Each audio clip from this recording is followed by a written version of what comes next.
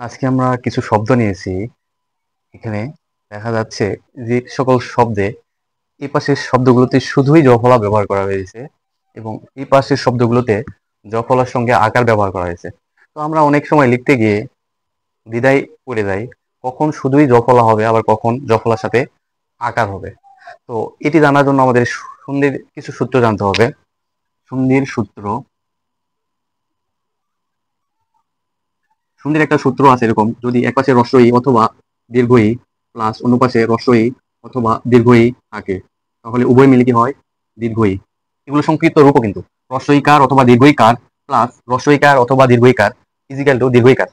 কিন্তু এক পাশে যদি হ্রস্ব ই অথবা হ্রস্ব ইকার, দীর্ঘ ই অথবা দীর্ঘ ইকার প্লাস অন্য পাশে স্বরেও থাকে, তাহলে কিন্তু উভয় মিলে হবে জ ফলা।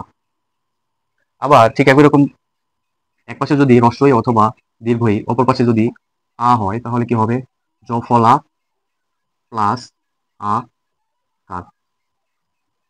মূল কথা হচ্ছে, সন্ধি করলে আমরা জানি এরকম ছোট অথবা বড় প্লাস ছোট অথবা বড় উভয়ে মিলে বড় দীর্ঘ দীর্ঘই বা বড় হয়।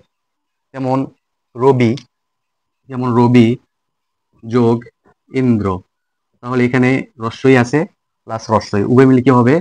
দীর্ঘই হবে, এই যে দীর্ঘই। আবার পরি প্লাস ইক্ষা, এখানে রস্যই আছে দীর্ঘই, উভয় মিলে কি হবে? দীর্ঘই হবে, এই যে দীর্ঘই। আবার একই রকম ভাবে সতী যোগ ইস, দীর্ঘই প্লাস দীর্ঘই ইজিক্যাল টু এই দীর্ঘই। আচ্ছা, এটা আমরা মনে রাখতে পারি ইক্ষা এবং ইস, এই দুইটা শব্দে দীর্ঘ ই দিস, এই ছন্দের মাধ্যমে মনে রাখতে পারি। কোনো শব্দকে যদি বিশ্লেষণ করতে যাই, সেই শব্দে যদি ইক্ষা এবং ইস উচ্চারণ হয়, তাহলে সেটাকে বিশ্লেষণের সময় দীর্ঘইটা ব্যবহার করব। তো আমরা দেখলাম যে যদি উভয় পাশে রস্বই অথবা দীর্ঘই হয়, তাহলে সেগুলো মিলে দীর্ঘই অথবা দীর্ঘই কার হয়। কিন্তু এক পাশে যদি রস্বই অথবা দীর্ঘই, কিন্তু অপর পাশে যদি রস্বই দীর্ঘই ছাড়া অন্য স্বরধ্বনি থাকে, সেক্ষেত্রে জফলা হয়। তো আমাদের মূল সমস্যা হচ্ছে আমরা কখন জফলার সাথে আকার ব্যবহার করব, কখন করব না। আচ্ছা, দেখা যাক যে বি যোগ অয়, অয় মানে হচ্ছে খরচ করা, যা খরচ করা হয় সেটাই হচ্ছে ব্যয়। তাহলে এক পাশে রস্বই অপর পাশে অ, তাহলে এইখানে রস্বই প্লাস অ মিলে কি হয়? জফলা হয়। সেক্ষেত্রে শুধুই জফলা, ব্যয় শব্দটি এটি সঠিক। এরপরে বি যোগ অর্থ, তাহলে এক পাশে রস্বই অথবা রস্বইকার আছে, অপর পাশে অন্য স্বরধ্বনি, সেটা হচ্ছে শুধুই অ আছে, তাহলে উভয় মিলে কি হবে? উভয় মিলে শুধুই জফলা, সেক্ষেত্রে এই বানানটি সঠিক।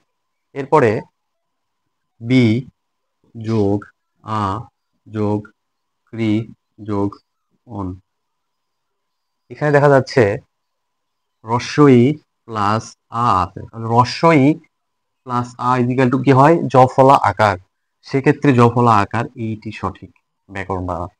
এরপর ব্যবহার বি যোগ উপসর্গ যোগ হার, এইখানে দেখা যাচ্ছে রস্বইকার প্লাস ও আছে, সেক্ষেত্রে শুধুই জফলা সঠিক, এইটা সঠিক।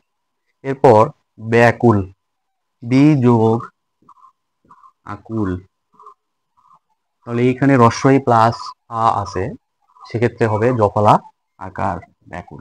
এরপরে একই রকম বি যোগ আঘাত, তাহলে এইখানেও রস্বই প্লাস আ আছে, সেক্ষেত্রে জফলা আকার এটি সঠিক।